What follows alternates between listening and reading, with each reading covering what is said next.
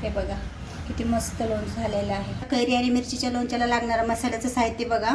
ही काळी मिरी आहे, हे मेथीचे दाणे आहेत, बडीशेप आहे, धने, जिरा आहे आणि मोहरी। मोहरी वापरा किंवा मोहरीचं आपल्याला दुकानामध्ये डाळ मिळते, मोहरीची डाळ, ती पण तुम्ही वापरू शकता। मी मोहरी वापरली डायरेक्ट। कैरी घेतलेली आहे, हे घरच्या आंब्याची कैरी आहे, तर एक ही कैरी, एवढे मिरच्या घेतल्यात। आता हे असं एकदम तव्यावर फक्त गरम करून घ्यायचं, आपल्याला भाजायचं नाही आहे। बघा हे असं स्वच्छ पाण्याने मिरची धुवून घ्यायची आणि धुतल्यानंतर असं एका कपड्यावर टाकायचं कॉटनच्या आणि ह्याला स्वच्छ पुसून घ्यायचं, कोरडी करायची। पाणी नाही राहिलं पाहिजे मिरचीमध्ये।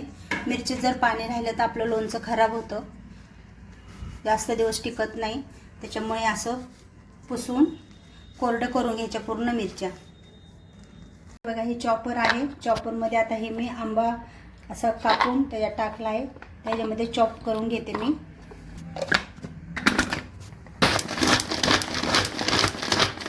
बघा अशा प्रकारे आबडधोबड असे मी कैरीचे तुकडे चॉपिंग करून घेतलेले आहेत। जास्त बारीक पण नाही केले आणि जास्त मोठे पण नाही ठेवले। टाकले आता मिरची पण मी त्याच प्रकारे चॉपिंग करून घेते मिरचीची पण।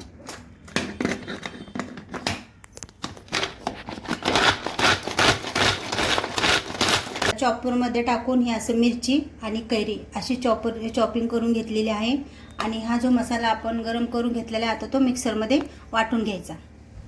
हा पूर्ण मसाला असा मिक्सरमध्ये मी वाटून घेतलेला आहे। हा बघा असा दरदरा वाटला मसाला। आता आपण फोडणीला तेल ठेवूया।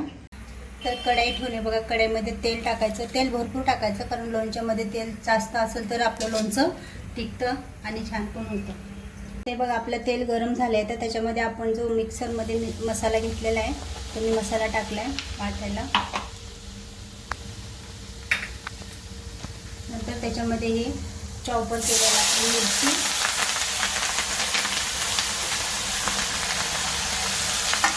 तर आम्ही गॅस एकदम बारीक केलेला आहे। त्याच्यामध्ये हळद टाकायची, 1 ते 1.5 चमचा हळद। नंतर कलर येण्यासाठी मी काश्मीरी मिरची वापरली, ते तो 1.5 चमचा घेतला आहे आणि आपलं लाल तिखट आहे ते पण टाकले, त्याच्यामुळे चव चांगली येते लोणच्याला। हिंग टाकले मी अर्धा चमचा हिंग पावडर। हे बघा यामध्ये चाट मसाला आणि आमचूर पावडर दोन्ही 1 चमचा टाकले मी। याच्यामुळे थोडंसं खारट आणि छान चव येते, आंबट तिखट असं मस्त हे कैरीचं लोणचं। कैरी आणि मिरची, हिरवी मिरची असं मिक्स लोणचं आहे हे बघा।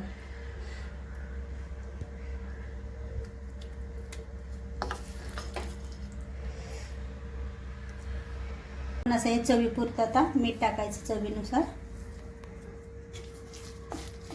असं चांगलं हलवून घ्यायचे, मस्त मिक्स करायचं आणि मिक्स करून काचेच्या भरणीमध्ये ठेवा।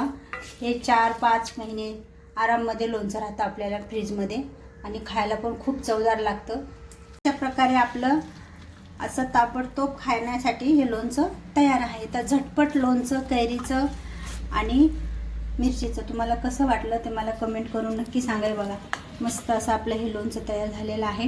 आता हे अशा प्रकारच्या काचेची भरणी घ्यायची आणि त्याच्यामध्ये भरून ठेवायचं। तर फक्त हे 15 किंवा 20 मिनिटांमध्ये लोणचं होतं, खायला पण खूप चवदार लागतं। डाळ भात सोबत खा, तुम्ही चपाती सोबत खा, मस्त लागतं। तर तुम्हाला माझा व्हिडिओ कसा वाटला तो कमेंट करून नक्की सांगा आणि हे लोणचं करून बघा, झटपट तयार करायचं आणि खायचं। माझ्या चॅनलवर नवीन असाल तर सबस्क्राईब करा, लाईक करा, कमेंट करा। हे बघा किती मस्त लोणचं झालेलं आहे। तर अशा प्रकारे आपलं आंब्याचं आणि मिरचीचं तिखट आंबट लोणचं तयार आहे। खूप चटपट आणि चवदार लागतं, तिखट लागतं मिरची टाकल्यामुळे। तर हे नक्की करून बघा। Bye bye.